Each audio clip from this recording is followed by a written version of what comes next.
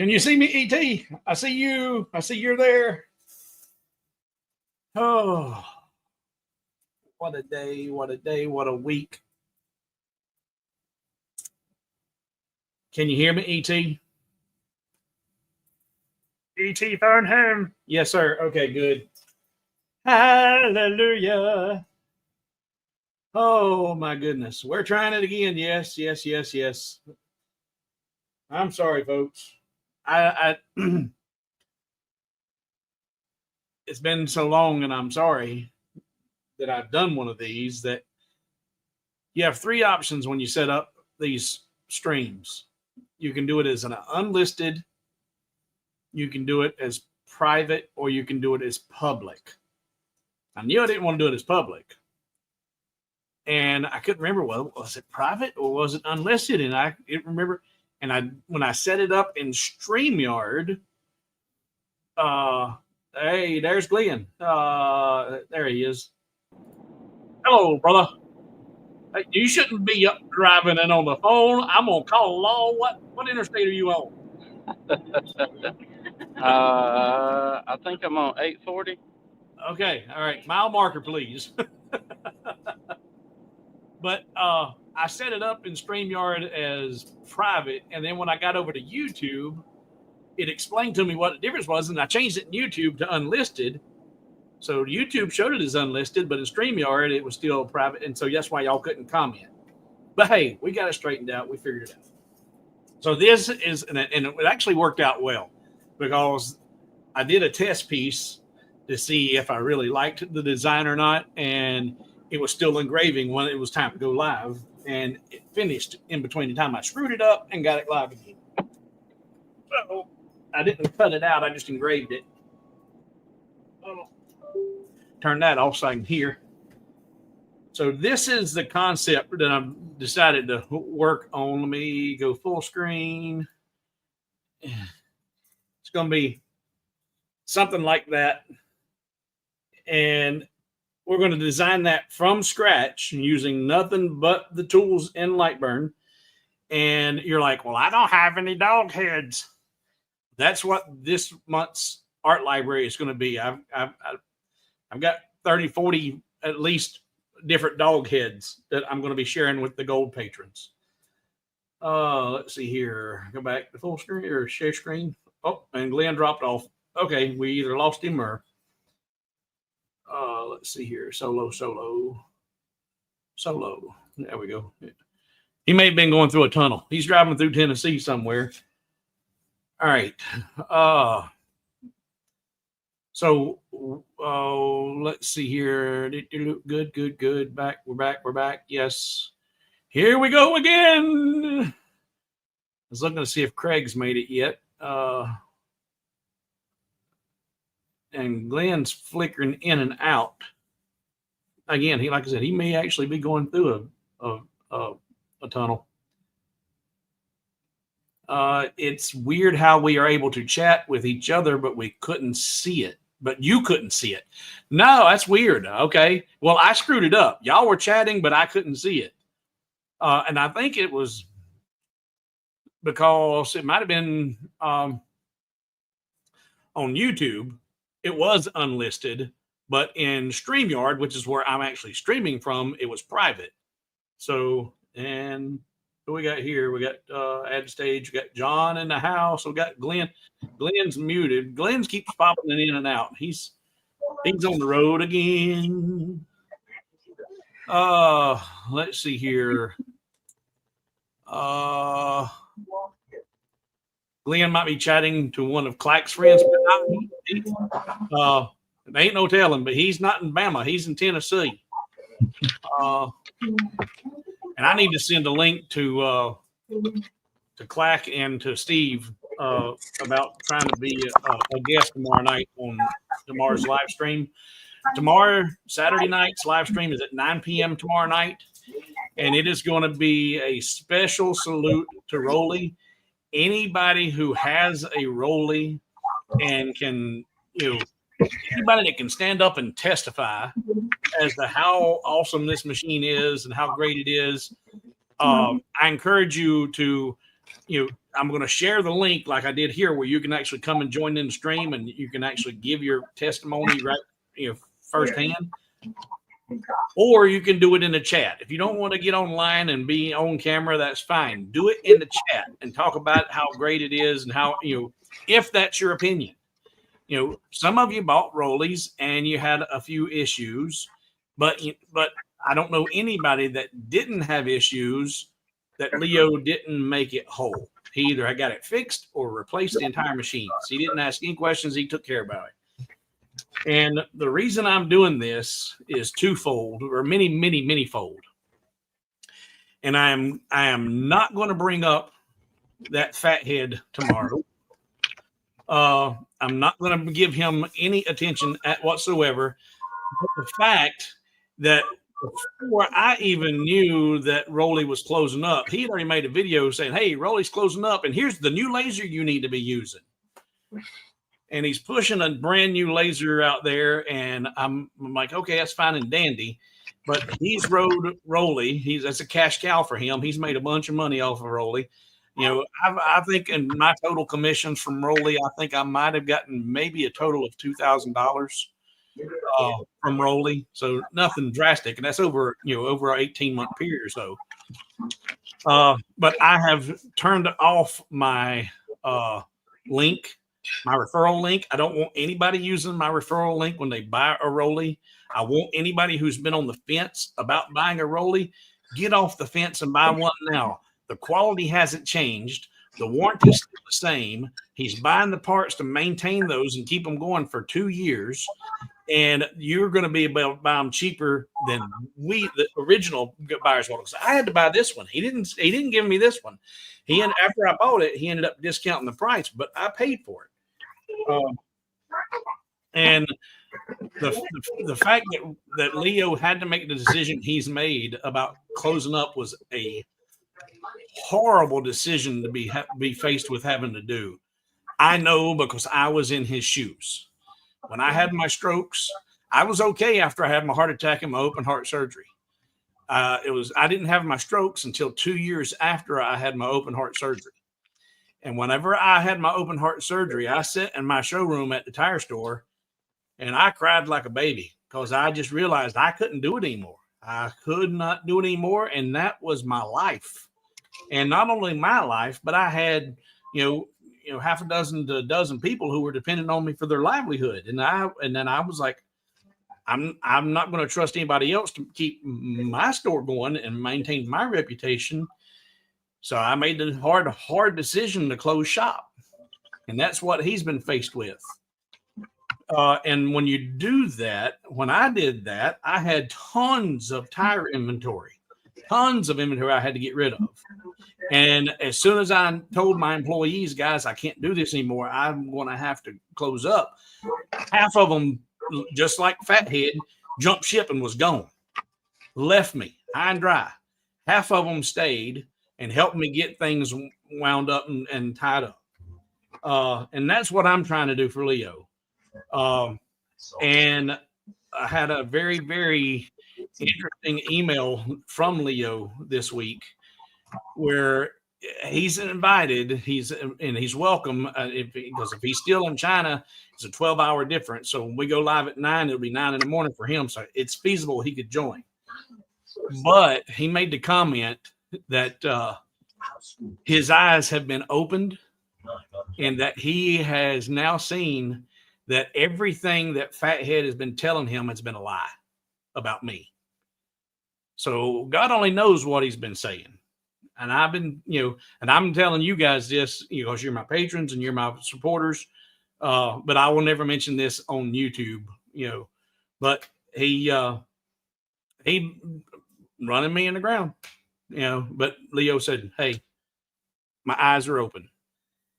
And I'm wanting to help Leo sell off as much of his, not as much. I want to help Leo sell all of his inventory yesterday. And the reason for that is as soon as his inventory is sold off and gone, he can transition from selling the lasers to just maintaining the warranty and keeping the customer service going. And that's going to be a burden off of him.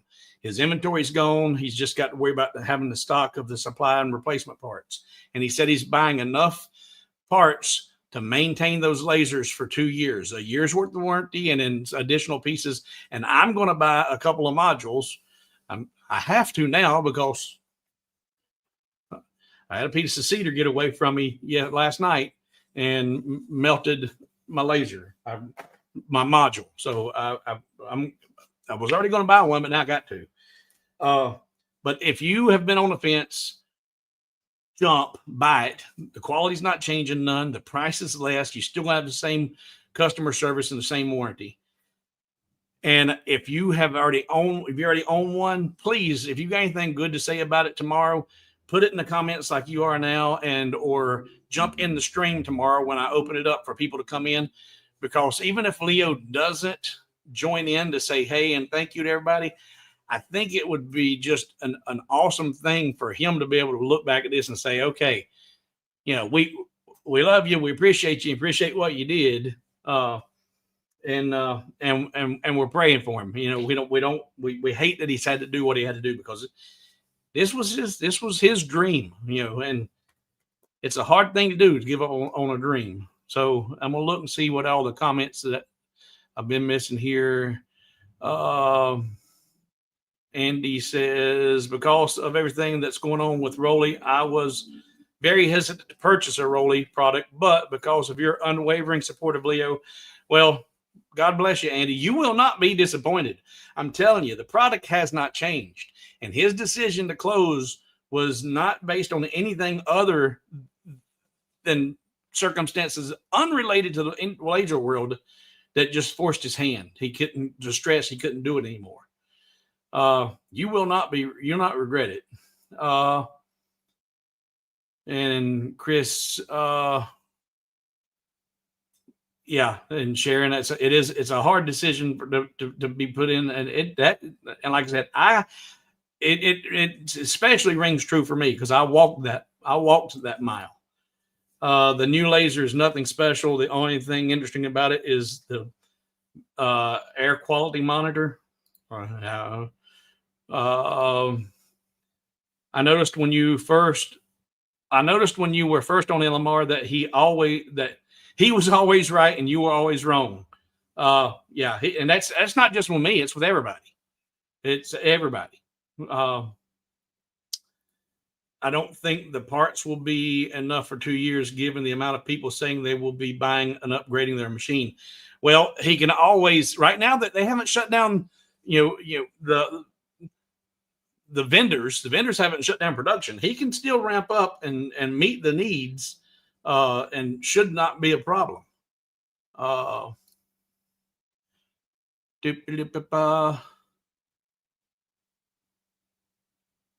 Yeah, I'm not. Like I said, we don't even talk about Fathead. The display fit together. Oh, good, Robert. Robert is one I've been working on with a display piece this past week. In fact, Robert and I were talking and working on his design whenever I was trying to burn this, and this was a 1/2-inch piece of cedar, and it didn't actually catch fire. The cedar just retained enough heat in it, along with the air assist of the laser, that it was just that little glowing ember, and it just kept smoldering and smoldering. And I got distracted here at the house with Dad, and because when Robert and I were live, when I was doing the first few passes, and I was telling him, man, you don't dare leave this stuff. You don't dare leave this stuff. And then I got distracted with Dad, and the next thing I know, the house was full of smoke and the laser is melted. And I was like, oh, well, lovely, lovely, lovely. I got an email from Rolly 2 days ago that they have been so many orders that they're running behind, and they offered me a $150 rebate. Yeah, he's going to do what he needs to do to get out of his inventory. But like I said, I want to try and help him get the inventory going, so that, like I said, if he sells all of his product off, is lasers in the next month and a half, then good. If he's going to warranty everything for a year, then in 2.5 years, then he's only got another 14 months to go. But if he's sitting on inventory for the next 8 months and still has to continue the warranty for another year, then I don't want him to be pushing this and dragging it out for 2 years, because his whole reason for closing is because he needs to spend time with family. So I want to get it buttoned up yesterday. All right. So yeah, you're not the only one. There's a bunch of people that are a bunch of people on this side of the camera who have worked with him. We've got all kind of good names for him. And fortunately, Leo seen it finally. All right. So enough about that. Tomorrow at 9 Eastern, if you have anything good to say about Rolly and you want to be able to say, hey, Leo, thank you, appreciate you, and Godspeed with all your future endeavors, please join in, or at least put them in the comments and I can highlight them and bring them up. All right, now let's talk about this.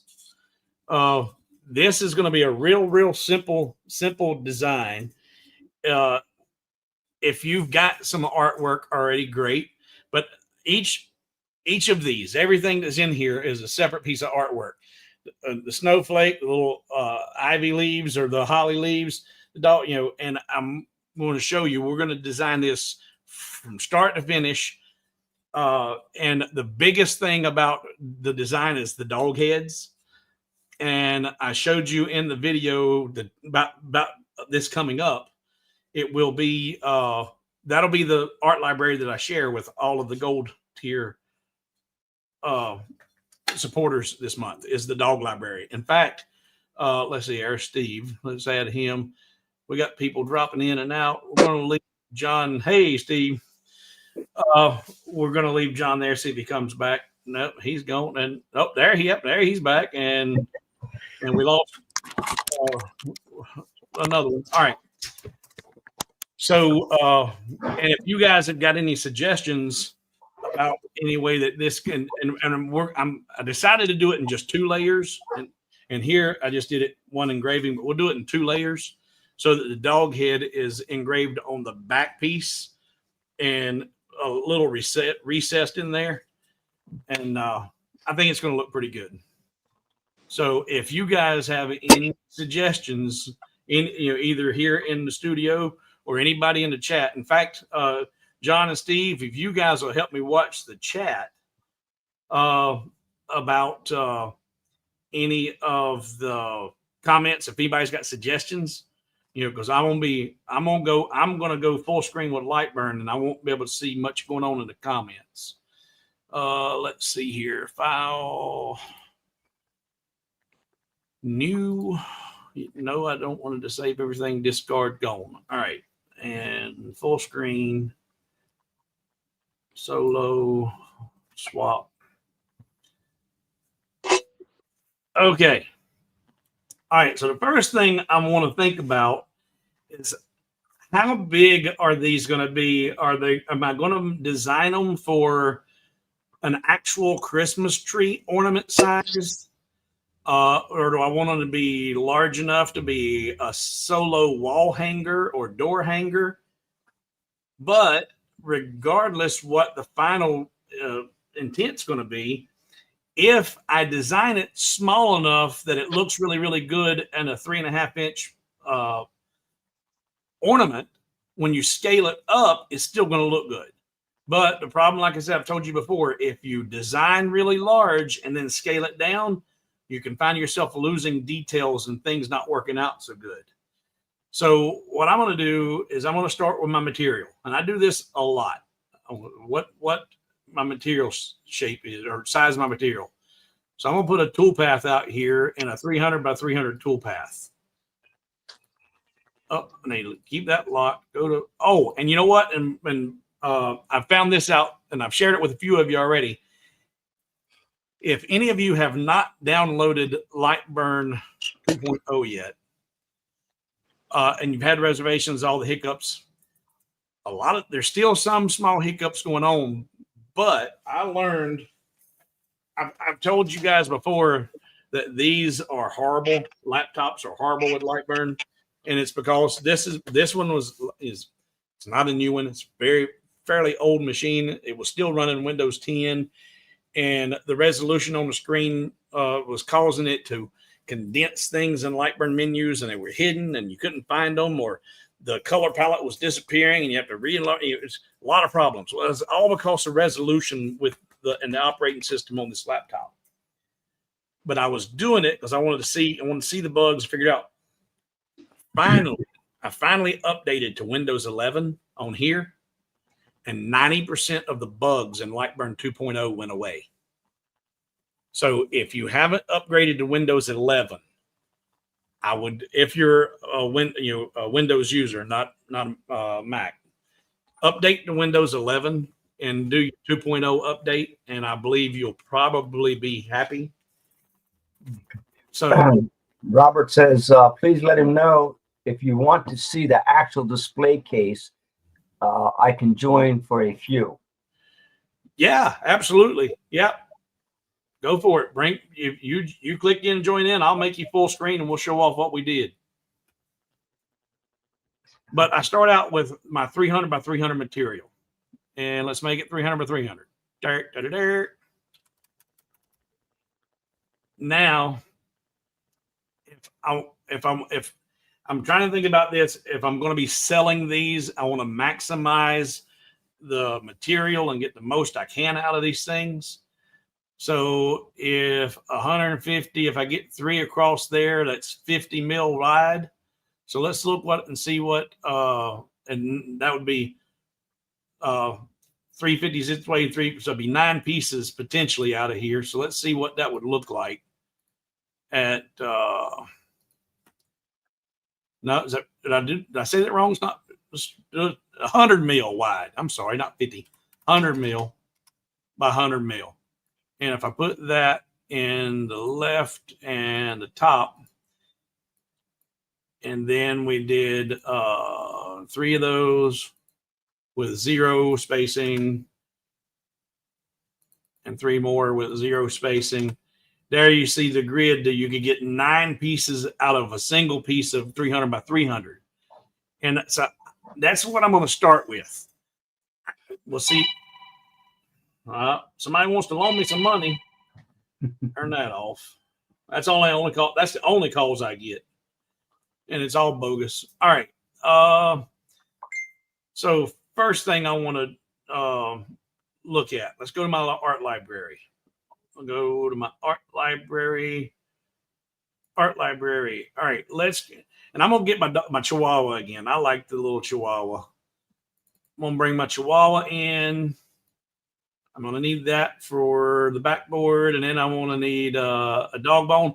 And I've got a dog bone, and I'm going to include it with. And this over here is the art library that I'm working on that will be shared with everybody. And I've got a couple of there's a bunch of dogs, but then there's some other stuff in here. But there's somewhere in there. There's the paw print. There it is. I got a dog bone right there. But if you don't have a dog bone, I'm going to show you how easy it is to make a dog bone. We're going to actually draw one. So I'm going to need my Chihuahua. I'm going to need a dog bone. I'm going to need a snowflake.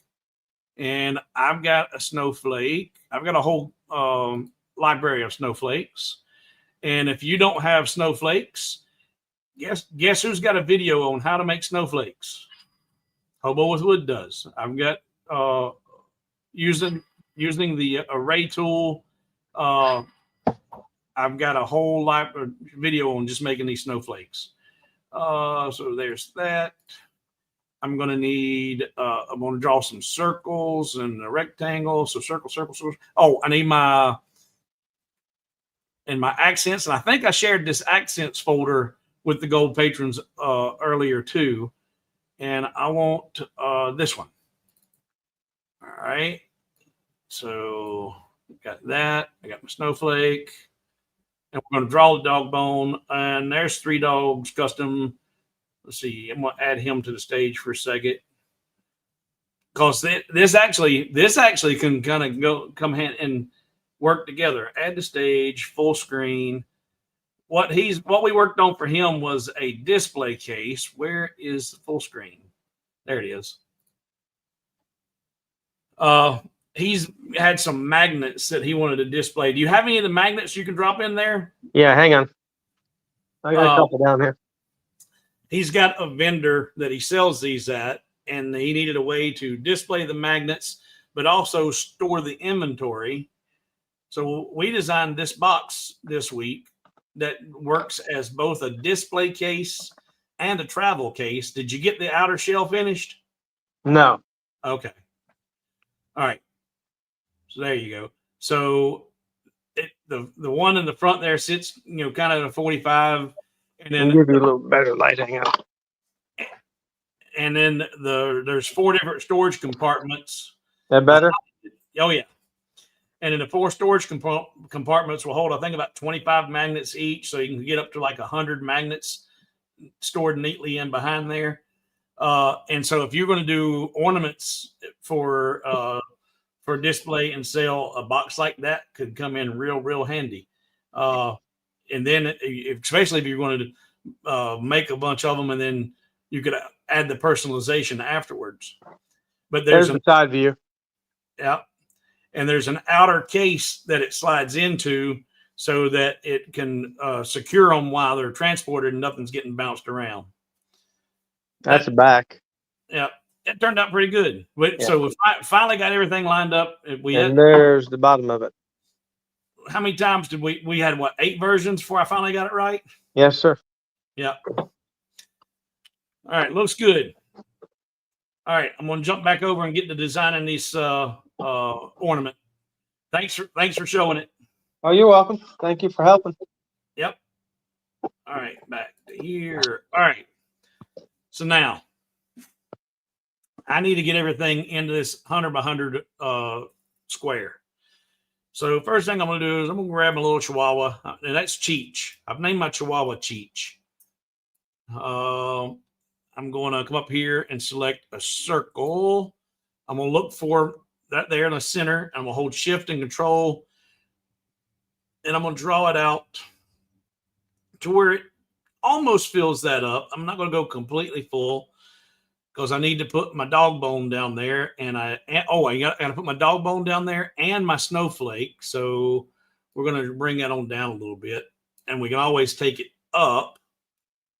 In fact, let's do that right now. We're going to go ahead and not put it in the center because we need to do the dog bone and the snowflake. All right, to do a dog bone, this is how hard it is to do a dog bone. I'm going to come over here and I'm going to pick a rectangle, and I'm going to come right here to that center, and I'm going to hold Control and draw out from there. And I'm going to bring it out to where it's almost to the edge of that circle. And then I'm not going to worry about the width of it. I'm going to worry about the height of it. And I'm going to tell it to be 1 inch or 25.4 millimeters, 1 inch. Oh, I need to unlock the aspect ratio. All right, so I've got 1 inch. Now you're asking, well, why is that important? 1 inch is 25.4 millimeters. It just helps me with this next step because we're going to shrink this down. That's already too big. But if I come over here and grab me a circle now and come to this corner of that square or that rectangle and hold Shift and Control and just draw out the circle, then come up here, make sure my anchor point is in the center. And if this was 1 inch or 25.4 millimeters, I want this to be 1/4 inch bigger. So I'm going to come up here in my height. I want to lock my aspect ratio and tell it to be 1 1/4 inches. So 1 plus 1/4 inch. Oh, that was millimeters. Dummy, I forgot to put in my metric. So I'm still in metric. I can say 1 inch plus 1/4 inch. And there we go. And now I'm going to hold Shift, select my rectangle, do a circular array of only 2, put them on opposite corners, tell it to group it, say okay. Control D, duplicate those and mirror it. Oh, I didn't duplicate them. Control D and mirror it. There we go. and then group those two groups, or not group them, weld them. Hold shift and weld it to that rectangle. And there I got a dog bone. And now I'll get it down to the size that I want. And I'm going to stretch it a little bit. It's going to elongate it a little bit, but that's okay. About there. All right. And I want that overlapping, and I want my room for my snowflake. I need to grab my snowflake. We're going to duplicate that snowflake, bring it down here, and reduce its size. Put it there in the center. And let's come up here to the top. Grab a rectangle. We'll come here. And actually, there we go, like that. Now circle. Same thing, come up here to center that. Hold shift and control and draw out a circle. And I'm going to make this rectangle a little bit bigger. Go to the radius tool and put a radius on there and there. And then weld that to the outer circle. Oh, didn't want to do that. I wanted to just weld it. That's fine. Should just hit the weld button. All right, now this one, let's bump it up just a little bit. There we go. And do an offset inward. And just say 2. I didn't want to delete the original. Come on, dummy. Offset, do not delete, and say OK. And now weld those two together. I keep hitting the wrong button. There we go, but it works. So there, I put my little hanger on top of my ornament. But you know what? I just realized I needed to have that circle. I'm going to Control Z. There we go. Duplicate that. Control D, duplicate it. Bring it down. I'm actually going to bring it way down. Now I know it's centered and it's all that's fine.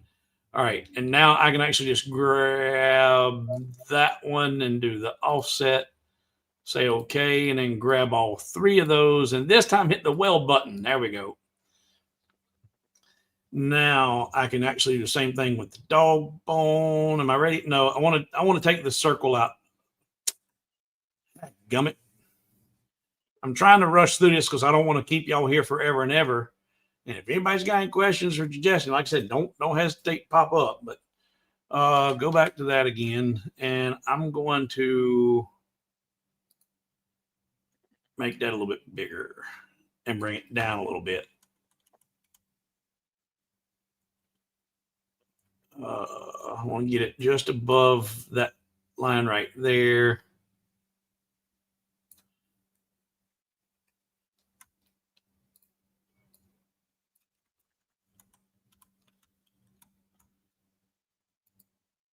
Put that back in the middle. Oh, shoot. Control Z. Put that back in the middle of that one. All right. And now,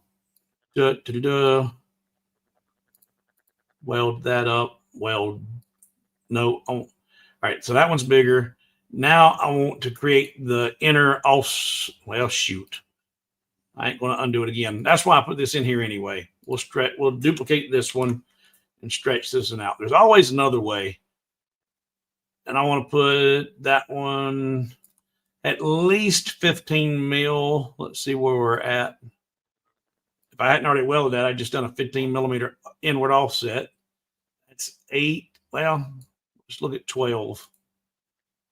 Bring it on down.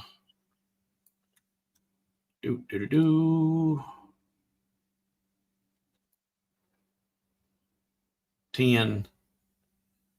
Let's look at 10. All right, so I need to duplicate this one because I'm going to use it as a cookie cutter. Hold shift and select the dog bone and go to my booleans and look for the one. I don't want that one. I want that one. And then I'm going to say okay. And now I need to weld those. All right. And then the same thing down here. I need to make sure this is centered on here. There we go. And my point there, so I'm centered there. So now I can weld those. Let's look at the Boolean. Don't want that. That's what I want. Union. Okay. So now I've got snowflake there. I've got, semblance of dog. Oh, I need a dog paw. Let's go. In fact, I got it in the dogs. Dogs, dog paw. There. Bring it down. Oh, there we go. Duplicate it, mirror it, and move it over. And I'm going to eyeball where it looks like it needs to be. About there. And I will group it with this one. And once those are grouped, then I'm going to move them down just a little bit. And then make sure that that group is centered. There we go. So now the paws are exactly where they need to be. And now I meant to show you guys this the other day. This, when I shrink this down to the size that I want it to be for this piece, it's going to be a little bit heavy. It's going to be, the lines on it are going to be too thick for what I want it to look like. And I meant to show you this on one of the pieces I was working on the other night, and I said I was going to, and I didn't do it. But when you've got something that the stroke is too large, it needs to be thinner, that's easy to overcome. But first, I'm going to modify this. I want it to look a little bit more Christmassy. So to do that, I'm going to make it a little bit bigger. And then I want to come over here and I'm going to Alt-Shift-W to put it in wireframe mode. Then I'm going to come get my pencil. And I'm going to come down here and I'm just going to draw a line in here, out to here. We'll do one over here. And we'll do another one here. And up here on the opposite side again. Right. And I should have done those on the black layer, which is not a problem. I can just select those now. Put them on the black layer. And I'm going to do an offset of those outward. And we're going to do fairly small. We'll do a 0.5. Nope. 0.25. Nope. 0.125. Yeah, there we go. 0.1 works good. And delete the original. Say, okay, those are grouped now.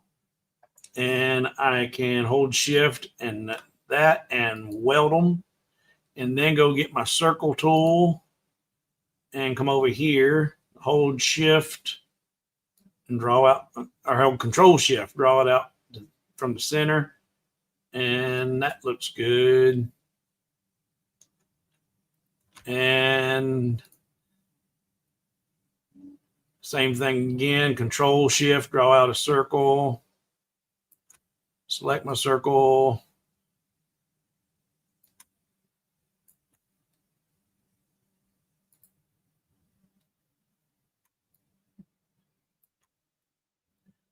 And now I can select all the circles. Those are my little holly berries. I've turned it into a holly thing now. I'm going to grab it. There we go. Group those and weld those to there. Done. So that gives it a little bit more Christmassy flavor than just the ivy or whatever it was. All right. Now, Andy's asking, should you have duplicated the dog bone before welding so you would have it for the top layer?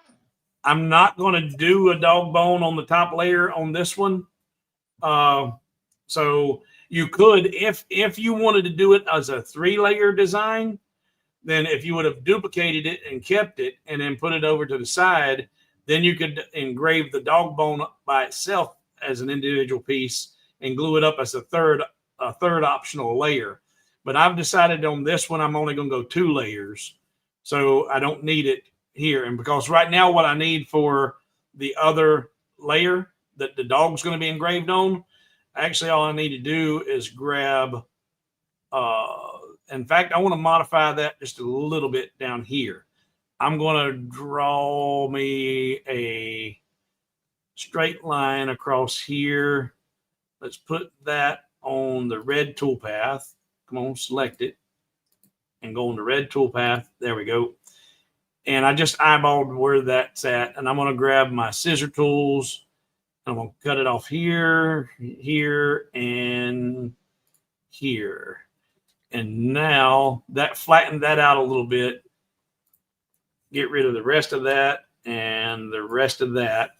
And now if I take and grab all of that and duplicate it, move it over to the side, put this on a toolpath, that's going to cut out. That's going to be the backboard. And then my doggy, my Chihuahua, is going to go in the center of that toolpath and be engraved. And so that'll be engraved, and the Chihuahua's back there. And then this is right now just a toolpath that I'm going to be needing again soon. So I'm going to leave that there. Turn it off so you don't see it. So there you got, and I hadn't finished this around here, but that will cut out and glue on top of this. And we'll put the dog's name in here and some more decorations around the side of it. But if I was wanting to have the separate dog bone on the top layer, then yeah, you would have kept that before you welded it up. And not done the flat bottom there, or you could. But I've opted not to do that with this. I was talking about doing it in my earlier video, but after I got designing, I said, nah, not going to do that. So turn my toolpath back on. There we go. All right. Now I'm going to bring this guy out and put it about in the center of those two, right out there. So that's real close to being in the center between that line and that line. And I'm going to use that to help me position all of my artwork around the perimeter. And I need to do a snowflake. I want to put it on a black layer, reduce that one down considerably, bring it over here.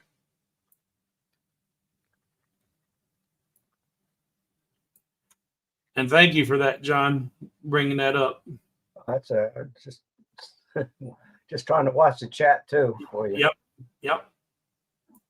So and right now stuff's not in its final position. I'm just trying to get an eyeball what's going to look where. I'm going to grab my text.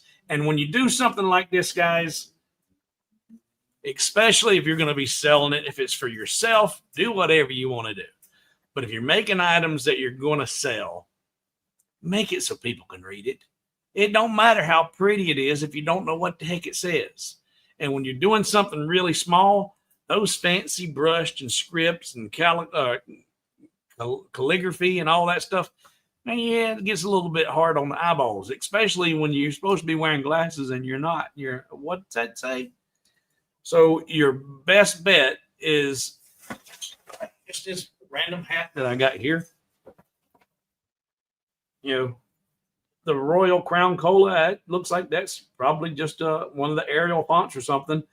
But no matter how fast that went by, if you were on a billboard or just glancing at it, you're going to be able to read that. If it's real fancy, you might miss it, or you might not be able to read it. So I'm going to use the Arial rounded, and I'm going to do Santa's little howler. Oh, missed my capital. Santa's little howler. And I'm going to bring it down here and put it at the top center of that. And by grabbing it right there, I grabbed it in the center of the text. And by moving it till it snapped there to the top of that toolpath. Yes, Crafting Gene, you can watch it later. You can watch. This will be able for all the patrons can have the link and go back and rewatch it. So that put it in the top center of that. When you bend your or curve your text, it doesn't stay centered always. Sometimes it gets off worse than others.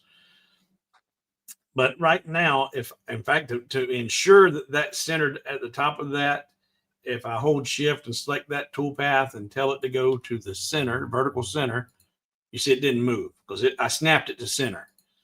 And it's a little bit big right now, so we need to bring it down in size to get a little, not flip it.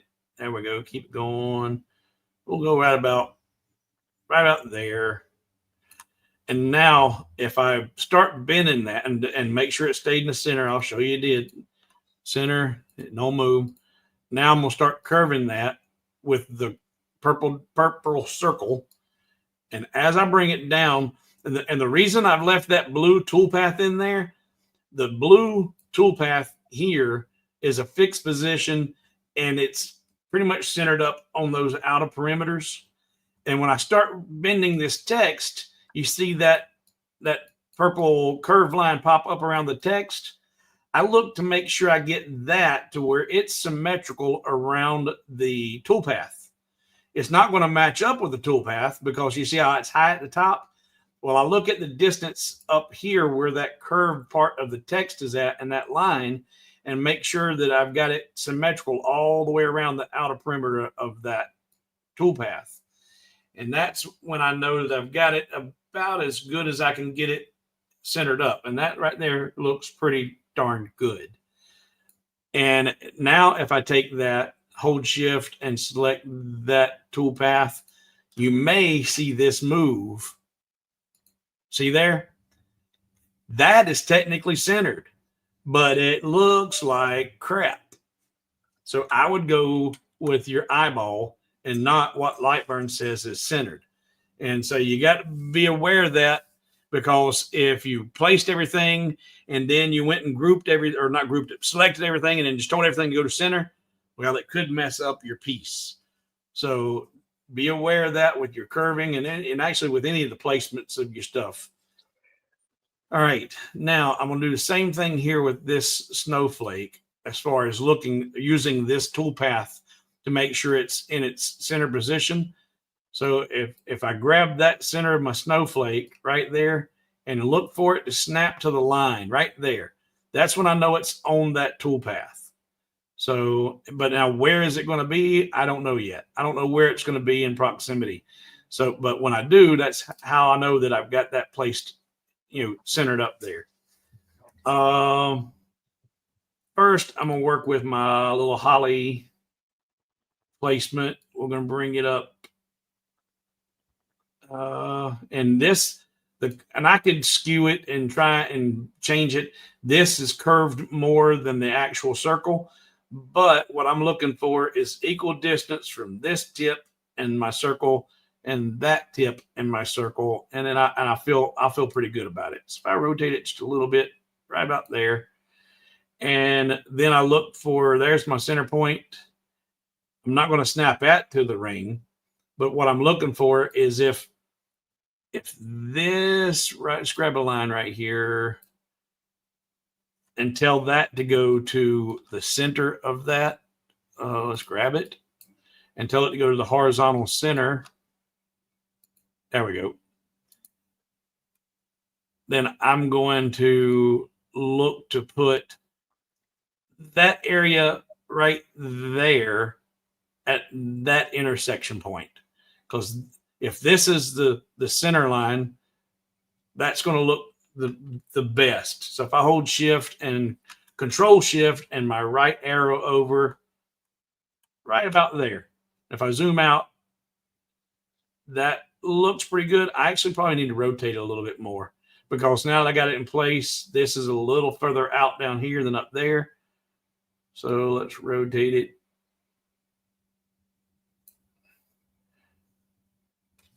And that looks pretty good.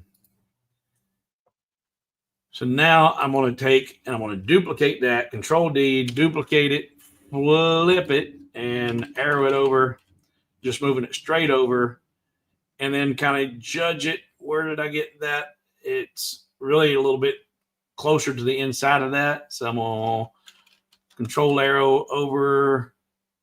When I get it close to where that's at, that's close enough.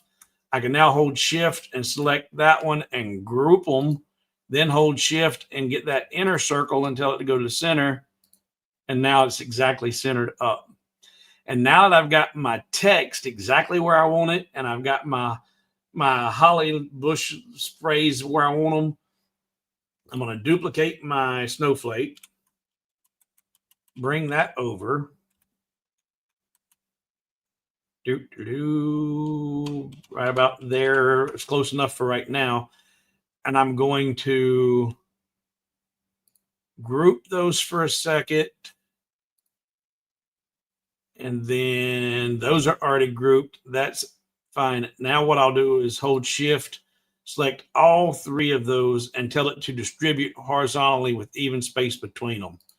And there. Now my snowflakes are perfectly centered between those two groups of objects. And now that I've got that done, I will bring this up here and put it to where it intersects with that point on the snowflake. And I will make sure that my snowflake, ungroup it.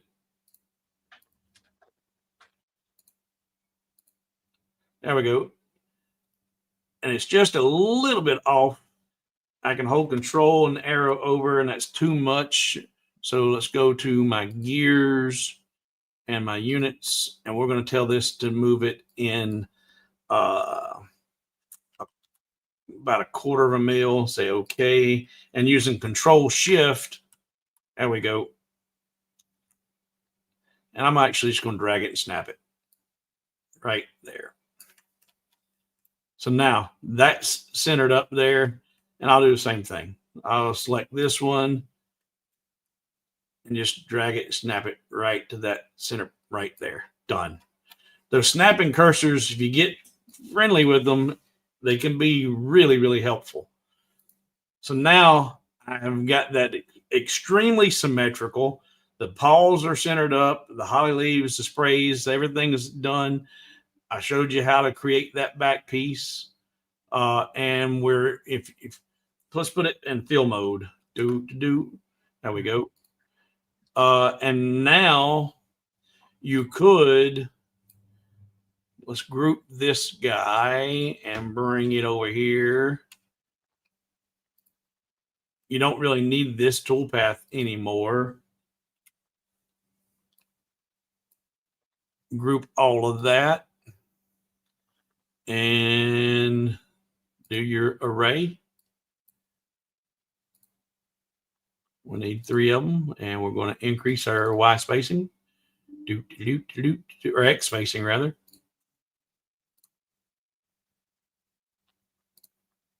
And rows.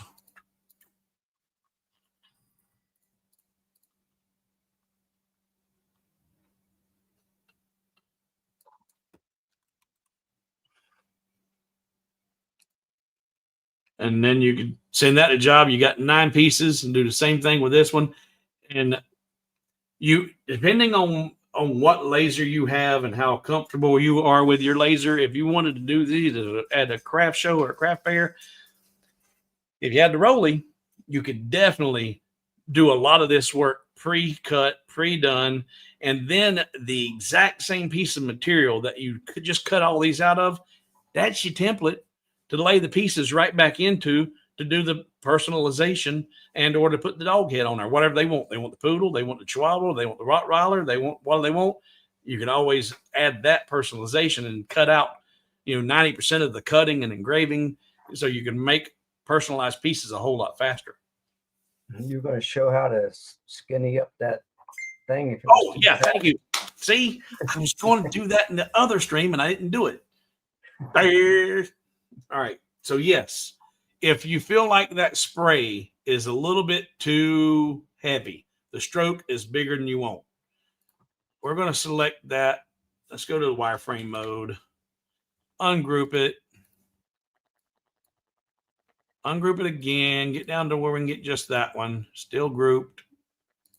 I didn't want to just keep ungrouping it because I don't want to keep that as a whole. There we go. All right. So we'll put it back in fill mode. So if that stroke was a little bit heavy and you want to make it smaller, all you need to do is come over here to your offset tool and do an inward offset and do it kind of small to begin with. Do a 0.02 inward offset and delete your original and say okay. And you can see the difference between the two already. Mm-hmm. And if you're like, okay, you know what, still a little bit heavy. If we did a 0.02, all you got to do is hold control and click on the offset tool. And that just made it smaller yet, smaller yet, smaller yet. You can keep doing that until it disappeared if you wanted to. But an inward offset will give you a slightly smaller stroke and change the appearance of the piece so it's not as heavy. Now, when you shrunk that up, that top 3 leaves and the next 2 leaves there had like a heavy black spot where they were joined. Yeah, and that's because of how I'm doing an inward offset on it. And if we select it again,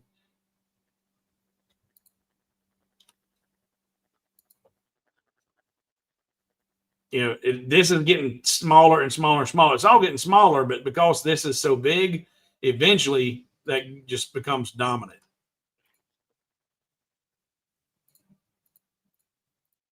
Yeah. So that design, well, I'll tell you what, here's a good example of how to use it or when to use it. I did this a minute ago for Craig, and Craig didn't show up. Craig, at least I hadn't seen him. Has anybody seen Craig? He hit me up for a ghost cow. In fact, just for the heck of it, let's see, inbox.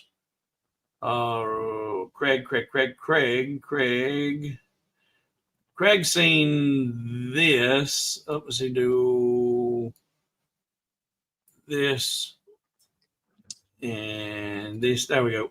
So Craig seen this and he's like, "Oh, I like that. I want to make one." And he asked me, he said, "Man, I've tried tracing this and I hadn't had any real good luck with it. And I don't really like copying someone's work exactly.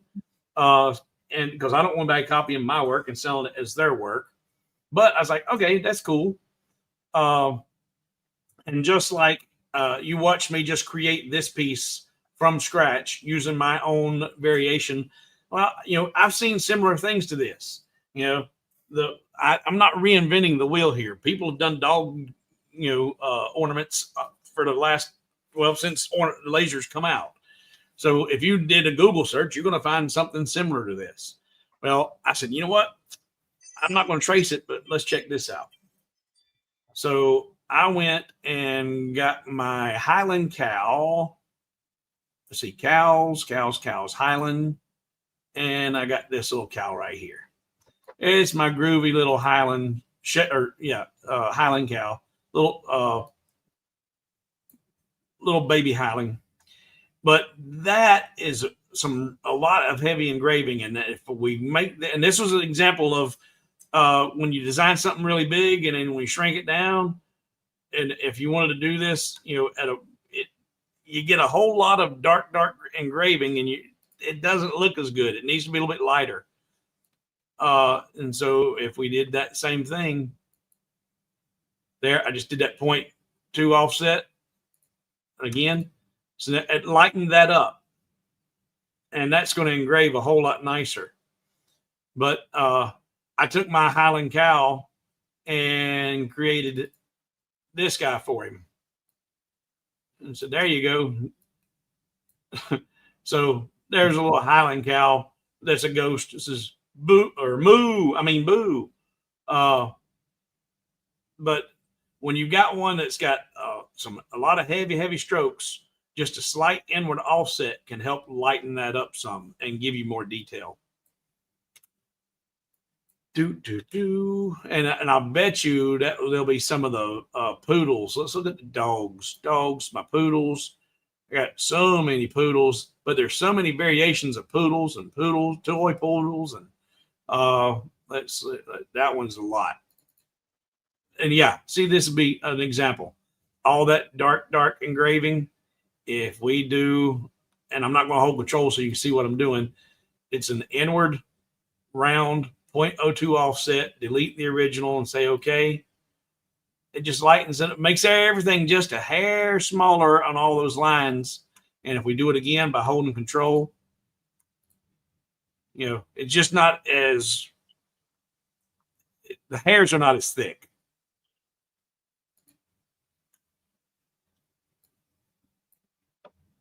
So that'd be good if you're going like, say, something that had like 6 layers, just say, and you had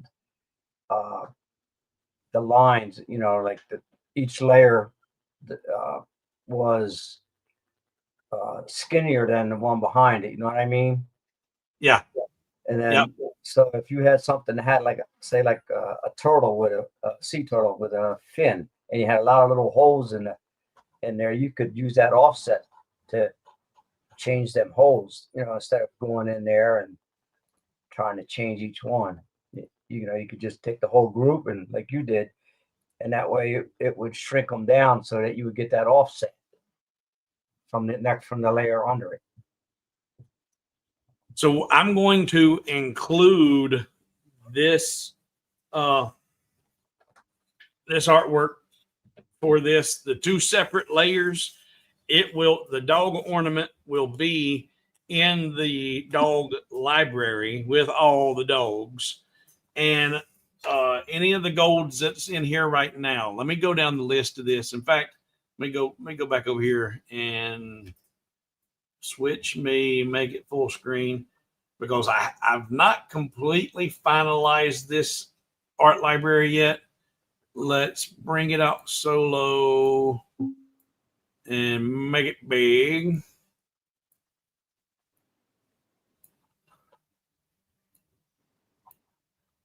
All right, so there's 1, 2, 3, 4, 5, 6, and 1, 2, 3, 4, 5, 6, 7, 8, 9, 10, 11, 12, 72, 75 pieces of artwork in here already, but there are 17 different poodles, a couple of retrievers, a whole bunch of Rotties, 8 Rotties, 9 Rotties, a couple shepherds, a wolfhound, a couple of Yorkies.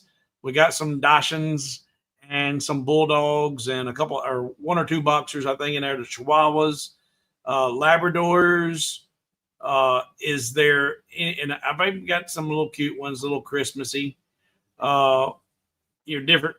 Instead of just the regular silhouettes or whatever, there's some fun ones in there. Is there anything or any breed that somebody would like to see? Any gold that's going to be getting this library? So, ooh, I wish there was a Doberman in there, or what about this or that? Great Dane. Great Dane. All right, let me find some paper or a notepad and go back here. There we go. I'll make a note. Where's my notepad? Notes. Notepad. There we go. And you say Great Dane. Mm-hmm. All right, go away. Great Dane. Anybody else? Beagle. All right, Beagle's a good one. Somebody says Bluey the blue healer. Oh, that'd be probably. I've got some Corsos. I've already got. I don't know why it's not in there. Cane Corsos. I've got a couple of those. Let me. Great Dane, Beagle. What is going on? My fingers are not in the right. There we go. Move your fingers on the home key, stupid. All right, Great Dane, Beagle. Husky. Somebody said husky. Yeah. Miniature. Husky, King Corso. Schnauzer. Somebody said South Schnauzer. Is Schnauzer a dog or a mutt? Schnauzer's a dog, isn't it? It's a little. Is it? Yeah, it's a breed. Schnauzer breed. I didn't know that. I didn't know that was an actual breed, and I wasn't being mean or funny. I just thought, Schnauzer is kind of like, okay, well, yeah, that's a Heinz 57. All right, That's a Doberman. mongrel. Say what? That's a mongrel. Yeah, Doberman. It's a breed. Okay, I didn't. American Staffy. Yeah. I've heard of it, but I don't know what it looks like. That's funny. That's funny. We got the guy from Australia asking for an American Staffy, and I've got an American who's asking for an Australian Shepherd. I think that's a Schnauzer. Isn't that a Schnauzer in the screen there? Yep, that's mine. Well, oh, you got to drop there. You go. Oh, okay. You know what? Those are Schnauzers. That's what you call that? It's a Schnauzer. Okay. Is Schnauzer only part of the name? That's it. This is a miniature Schnauzer. Okay. All right. Add to stay. There's Bob. Hey, Bob. Hi guys, how are you today? All righty. So, how you spell Schnauzer? SCHNAUZER. All right. Schnauzer. All right. So, I've got Great Dane, Beagle, Husky, King Corso, Doberman, Schnauzer, St. Bernard. All right. Doberman. Somebody says a whippet. A Whippet. Yeah, that's a. It wasn't that a song that Devo did? Yeah. Whip it good. Whip it. I don't know about it. Some of these might be hard to do, but it says Gigi. Well, Gigi is a husky shepherd, but when people see her, they think she's shepherd, so she passes as a shepherd. Dalmatian. You got Dalmatian. Somebody says. Okay, all right. Dalmatian. I was wondering what Gigi was. Yeah, I wasn't sure. Yeah, she's husky shepherd. When I found her, I thought she was a full-blooded shepherd, but she was only 15 pounds at the time, and she had these teeny tiny paws. Oh wow, yeah. I've never seen a shepherd with teeny. Uncharacteristic. All right, greyhound. A Whippet is a greyhound. Okay. All right. Golden Doodle. Oh, the Golden Doodle. I'll look and see. There might be something in those poodles that looks like a Golden Doodle, but I'll make a note here and look. Yeah, they have a more of a straight curly Keyshawn than like a poodle. Poodle has like a real curly hair. Yeah. They have a little bit straighter, but it's still curly. Blue Tick. And guys, I will look into every one of these breeds and see if I can find good quality images that'll be art library worthy. And the ones that I can find, I'll do that. There's going to be a big library because typically, but some of these, like a Golden Doodle, if we find a Golden Doodle, will be good to find a really good quality Golden Doodle that I can bring in that's not going to be copyrighted and protected and be one good image. I doubt we'll find 19 good Golden Doodles that I don't have to pay for. And that's another thing is the libraries that I share with you guys, a lot of them can be original pieces when it comes to accents and corner pieces and stuff like that. But when it comes to these dogs, if I get them, and if I have to buy them, I have them with a commercial license that allows me to sell them and or share them, or else I wouldn't be giving them. I wouldn't put you guys in a situation of any kind of copyright issues. Yeah. Golden Retriever. I've got a Golden Retriever in there. There's a couple of retrievers in there. And they look, some of them look like they could be Golden Retrievers. because the retrievers and the Irish setters, those guys can look so much alike. Sometimes you can pass one off as the other. Let's see.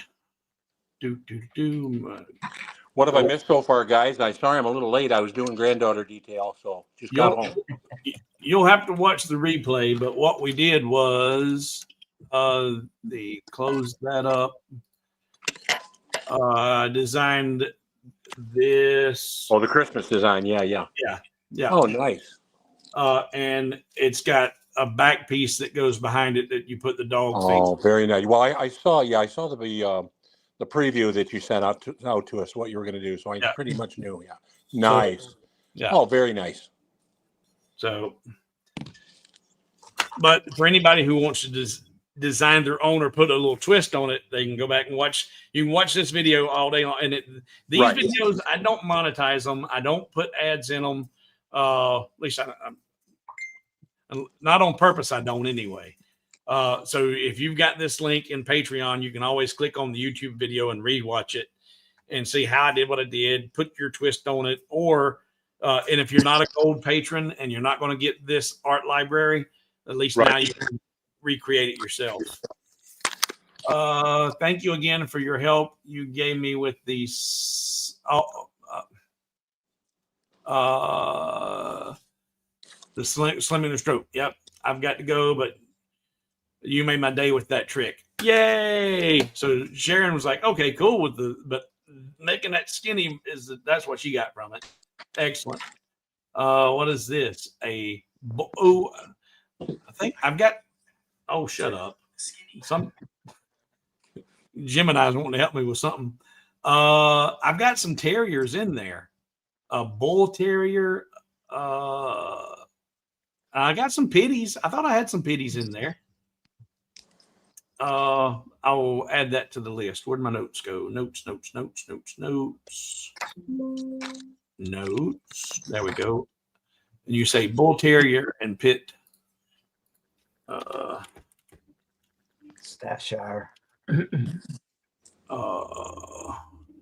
Staffordshire bull terrier.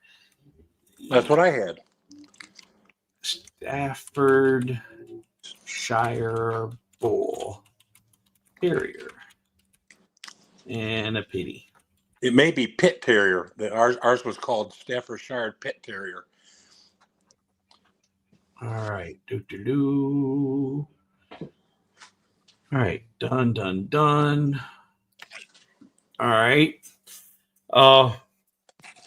That's going to be a big library. But libraries can make your job so much easier. I encourage you, if you're not using them, guys, start doing it. Even if you're just doing, if you do a random like that silly Highland ghost cow I did, as soon as I did that and sent it to Craig, I was like, I'm going to keep that. And I just added it to my Highland cow library. Eventually you start building up a 70 thing, but organize them. It's like I've got, and I had to do this with my cows today. Let's go back to art library window. Where there you are, art library and swap. I had, in my cows, I had beef cows, which were really, nice Angus, Charolais, heifer, and a polled heifer. And the difference between a heifer and a polled heifer, heifer's got horns and a polled heifer don't have horns. And then the cemental, the polled. But I was like, these are great for, people who want true Western cows, realistic images. And then I had one that was called Highland cows. And that's a bunch of different Highland cows and the pretty little, but it was called Highland cows way down here somewhere. And the other one was called beef cows up here. And I'm like, no, these are all my cows. So I had to go back in and rename those and so now I've got my cows together with qualifier: cow, beef, cows, Highland. And just for giggles, let me show you how to do that. If you want to organize your libraries and like, okay, well, how do I do that?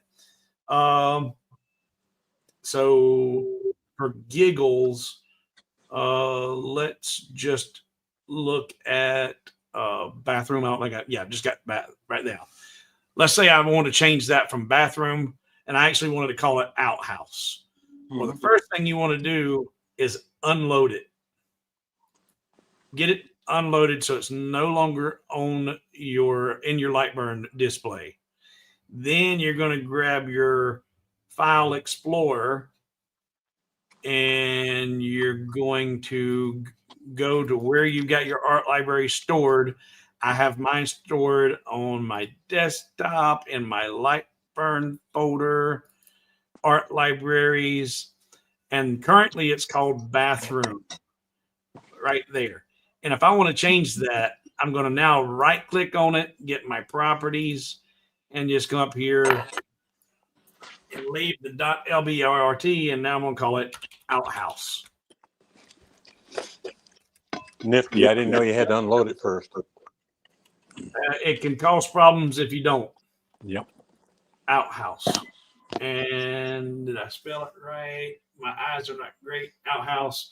I don't even know if that's one word or not, but I made it one word. Say okay. And now that's outhouse. And when I close that, I can go back in here and tell it to load. When I go down here, I look for outhouse and open. And now it's back in there, but it's down here as an outhouse, not as bathroom. Mm-hmm. So, but keeping the things organized, because it especially if you get like I do, you see all the libraries I got. Wow. If I don't have them organized, I'm not going to be able to find what I need when I need it. So organization is crucial. So that was the Sharon, and we got the Staffordshire Pity Bull. Cane Corso, Jim Albert. Okay. Yeah, I got the Cane, and I've got a Cane Corso because I've done some Cane Corso wall hangers. I don't know why it's not in my art library. I'll have to find it there. I didn't save it when I did it, but I've got it.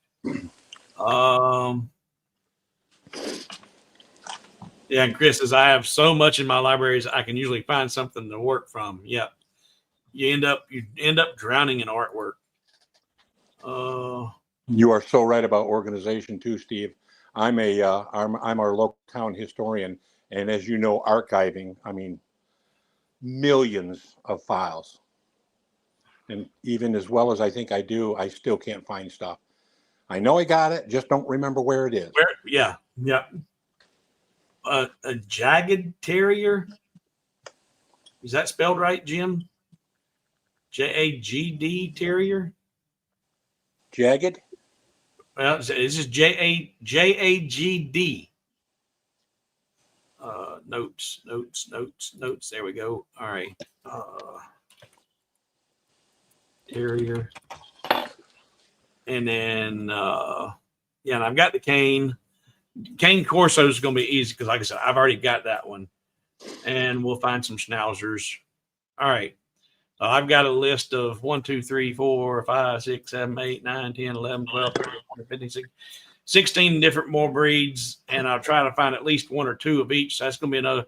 This art library is going to be close to 100 different images of dogs. So that'll be a good art library. But the Jagged Terrier, it's all one word. It says, or a German hunt terrier. Nope. All right. Oh, I got a private chat. What's a private chat? Got to go. Thanks. Okay. Well, excellent. He was out. Yeah, and that's what Chris said. You know, a lot of times you have multiple names and variations, makes it even harder to find them again. Yep. All right. Well, anybody got any questions about the design I did and suggestions that made it better? Nobody chimed in. I was trying to rush through it because I didn't want to keep everybody long, but for the bronze and silvers, they at least now see how to do it if they don't want to step up to the gold to get it with the art library. Yeah, if I did it, I would make a line like on that second layer for the bone, you know, like kind of like to finish off the bone, the top line, you know, just kind of make it like a whole bone. Yeah, Instead of cutting out a whole bone and sticking it on there, just finish that top portion of it with a line. oh yeah, I see what you're saying. Yeah. And actually, see, swap that there and swap. Tomorrow night is 9 p.m. Andy, 9 p.m. Eastern time tomorrow, and that's what Chris says. Engrave the top of the shape. So go back over here, go full screen. Let's dock this. Go back to where you're supposed to be. So, well, there, the bone's going to come up here in top of the holly. You would have to rearrange that. Same thing if you did an engraving or a separate layer. Yeah. But if you redesigned it and did it that way, where you lowered the bone down and then engraved it, yeah, that would look good. Absolutely. I would, but there, what I was looking at was trying to do was keep this within that 100 mil area so I can get 9 pieces out of a piece. You start, and also still have a good sized dog head. Because right now, this is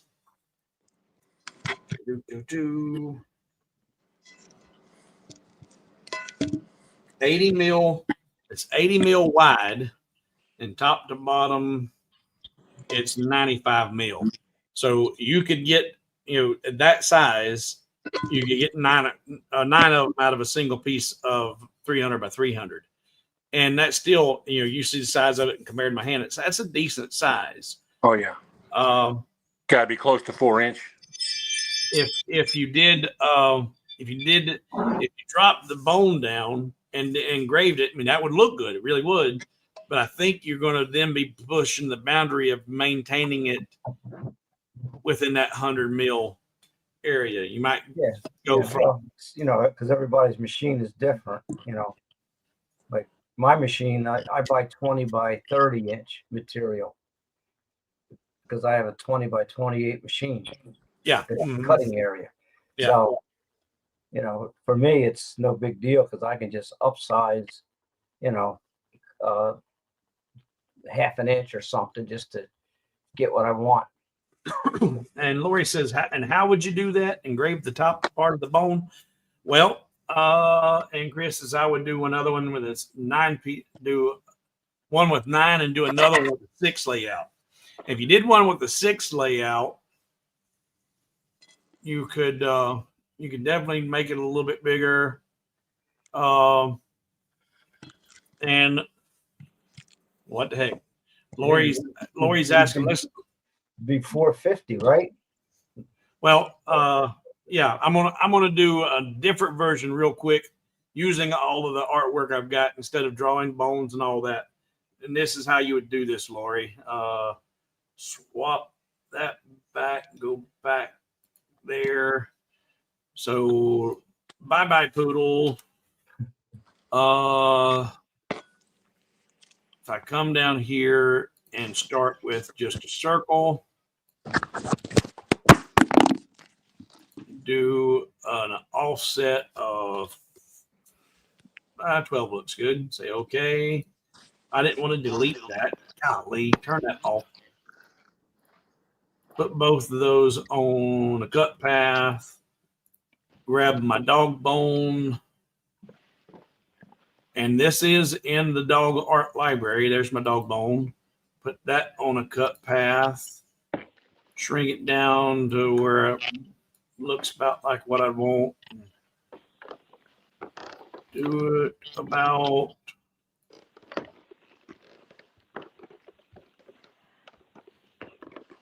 Because what I'm looking at is I'm thinking about this up here too. I like how that wraps around and almost fully encompasses that. So keeping that kind of low. In fact, if I snap that to right there, then what you can do is come in and say do an offset of that dog bone of 3 mil. No, we don't do an off. So let's do the point that sets round. Let's do corners. I still don't like how it does that with the dog bones. So duplicate it and shrink it. And that don't look good either. It's got to be offset. So let's do a corner and do 2 mil. That's not bad. Yeah, that looks good. So 2 mil, don't delete it. Say okay, and then do another offset of 0.5 mil. Don't delete it. Select those two, put those on an engrave.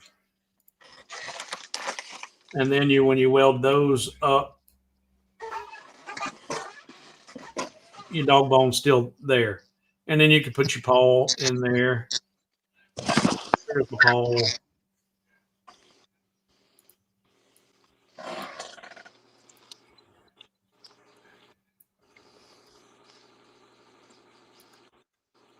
Duplicate that, flip it, move it out to the other end.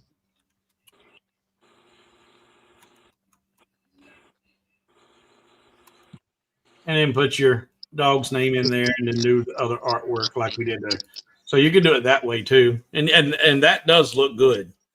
I may end up modifying that. Yeah. Not that I may, I will. I'll modify that and do a version like that with this setup with the bone. Yeah, and the snowflake. Yes. See, why didn't you mention that earlier? What's Chris saying? Duplicate the outer snippet to bottom of the bone, then mirror. And Robert says he likes both versions. Well, you know what? I've already got the other one done. I'll save it, put it in the library. Both versions will be in there. All right, and back to here. So, again, I cannot thank each and every one of the patrons enough, especially as I'm. My roommate's back with what I've got going on. If anybody's local who's looking for a deal on a fifth wheel RV, I've decided I'm not going to try and fix this thing back up myself. I'm going to sell this thing as is wholesale, and somebody will get a really, really good deal on one. But I just don't have enough hours in the day to do everything I need to do. This is a really nice fifth wheel, front living. The whole front end is a great big living room, and then a big bedroom in the back. It's ideal for a couple, but it is okay with the family because the front sofas up in the living rooms, they fold out. So you could easily sleep 6 people in that. You sleep 6 adults in this thing. And in the recliner, but all of the furniture, if anybody's got any previous experience with owning an RV furniture is lightweight because they need to be for the camper, and they're made with junk. The upholstery, after about 2 years of wear, all of the pleather just peels off, and so all of the furniture needs to be replaced from wear. And I just don't have time to do all that. I don't have the money to do all that. I'm going to just sell it as is. Let's see. All right. So back to tomorrow night. Tomorrow night, 9 p.m. Eastern time. this is a dedication and a salute to Rolly, and a thank you and a God bless you, Leo. And hopefully things can come full circle again. Who knows what the future is going to hold for Leo, but it'd be great if we saw him come back to the laser world with something new. But the fact that he worked all this time on that Lasermatic or that Galvomatic, and then never got it dialed in the way he wanted. Instead of closing shop and taking that with him, he's giving everything out to to developers. Says, "Hey, guys, here's what I've accomplished. Take this and run with it." Who does that? Pretty cool guy. Yeah. What about Dimitri? What's he gonna? I've been chatting with Dimitri. I've invited Dimitri tomorrow too, but I think Dimitri may be in Greece now because he said when we go live, I don't know where he's at. Because when we go live at 9, he said it'd be 5 a.m. for him. That's not Montreal. No, he's not in Canada.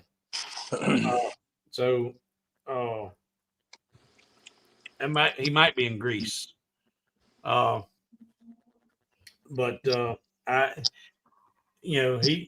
whatever he does, he's going to land on his feet because he's really good at everything he does. And a thumbs up for this stream. I did the other and nearly forgot this one. I did the other and nearly forgot this one. You went to the one I screwed up. I'm glad everybody's seen that I've screwed up and seen the. Hey, look, I'm an idiot. I went there twice because I thought I hit something wrong and it just was a blank screen. And then I went to YouTube and you were on YouTube, but the live stream or the what do you call it? This StreamYard. Yeah. I got news for you. You haven't cornered the market on idiotism. Say again now. You haven't cornered that market on being an idiot because I got a good bunch of it myself. Well, this week has been really. I just told my sister. I said, I need your help today. I've neglected my employees or my employers. I've neglected my employers, and I have got to get something. I've been working, and you can see this. The dog library is pretty extensive already. I've been working on that for the last week and a half, finding really good art pieces. And now I will work probably for at least another 3 or 4 days. Add the screen. There we go. Hello, puppy dog. That's one of your gold patrons. Yep. I will. I'll work for the next couple of days and research this list of dogs you guys. There's another one. And then get that up soon. And this will be a good thing to have. The dog library will be great, period. But then to have these 2 different styles of the ornaments and have all these dogs, this will be a potentially good moneymaker for folks who do craft shows. But tomorrow, show up in strength tomorrow if you can at 9 o'clock, especially all the Rolly owners, and show Leo some love. I'm not going to be talking designs. I'm only going to be emphasizing the fact that people do not need to hesitate. They need to jump and buy that Rolly and get his inventory going so he can close that sales chapter in his life and move on to just a warranty and service, which will be for the remaining year of after his last sale, and can move on with taking care of what he's got to take care of. So, is there any idea how much inventory he's got left, Steve? it actually shows you if we go go here, and somebody told me that they didn't think that there was any inventory left in the UK. Rolly automation products, MK2, share screen, full screen. So if we look at the Lasermatic MK2 in the 20 watt with a chuck rotary,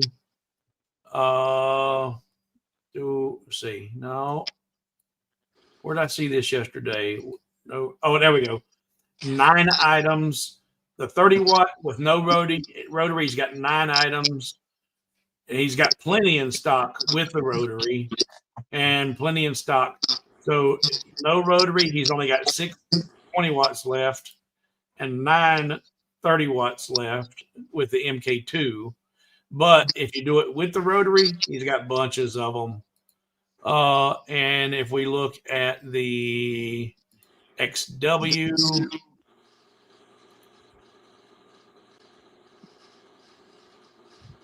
with the rotary, 20 watt, 30 watt, so lots of 20s and 30s. But with no rotary, he's only got 2 left in the 30 and 8 left in the 20. So, but it looks like he's got plenty of inventory left with rotary. And at the prices he's doing them at, I mean, right now the 20 watt with the rotary, it's normally $13.49. He's doing them at $11.49. He's knocking them down. And what is it without the rotary? 8 left, $9.99 without the rotary. Maybe I did that wrong. $13.49 without the rotary. He's got them discounted $400. With the rotary, he's got it discounted $400. Yeah. So $400 savings right now on the XWs. I didn't look at the other, but and I wonder, let's see, sports, accessories, modules. I have not. IR is not something that interests me. Let's see, price, availability, in stock. All right, no. I need to look. I was going to order 2 spare modules anyway, but after I burnt one up last night, I definitely need 2. That's not good. Products, lasers, K2s. I need to find out. I don't even see modules on the website right now.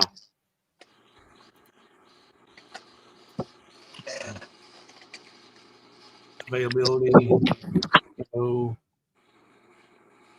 accessories. The IR modules, he's listing the drop downs, but I don't see any modules. But I know he's got them, but I don't see them on the website.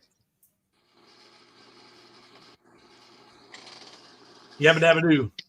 All right. Versions. Oh, and thumbs up. At least when it comes to cats, they all look very similar with a few exceptions. Yep. Modules are on back order from the supplier, last I heard. Okay. Yeah. Well, he will get, I'm sure he will get, like he said, at least 2 years worth of inventory before he wraps all that up. All right. And I hope he can make it. I hope he shows up. I really would like to tell him personally, and be able to have you guys be able to talk to him and say, "Hey, thanks, man. Appreciate you." All right. Can you use your module out of your other rolling to put on there? It's in fact this one it didn't burn it up completely because it didn't catch fire. It smoldered, and it smoldered until it just burned. So the radiant heat melted the cone underneath. Because this is the module that actually overheated, and it's still functioning. It's still working. It just looks like a Picasso. As long as it's still doing its job the way it should be. Yeah, well, the focus is a little screwed up. And Jerry says, look under spare parts. I looked under products and under accessories, support, order replacement parts. Okay, there we go. So the 20 and 30 watt versions, back order replacement. Oh, but looky there. Looky there. There's the piece that got all foobarred. I'm going to order a couple of those. They're on back order. They're only $25. And everybody should have some of these. And I know that Steve Mills, Ventari's Workshop, he sells some of these. I think he might have them for the Rolly, but he makes and sells some of these.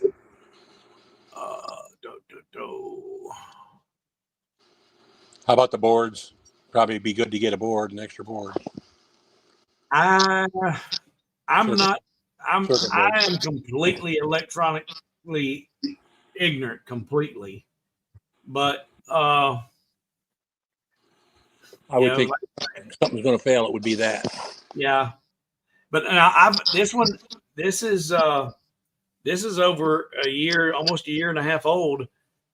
No issues, none. And since I've had this one, I haven't even been using my other one. But you might get a electric surge or something like that. Right. Yeah. You know, that could happen any time in a thunderstorm, especially the way the weather's been wacky this year. Yeah. Yeah, I'm definitely going to get some a couple of modules because I think that and actually it says replacement control board for the Lasermatic MK2. Only like $39, right? $39. Yeah. Even if I'm not computer savvy enough to do it, Somebody can put it in for you. Jack in the shop is right across the road. There you go. You know, and I know he's good with that kind of stuff. Well, that must be plug and play anyway. You know, you unplug the plugs off of them and just make sure you can mark them where they go, and then from screws. From the looks of them, it looks like you can't screw it up. Right. Yeah. Most of them, the plugs are made to where they'll only fit one way. Yeah.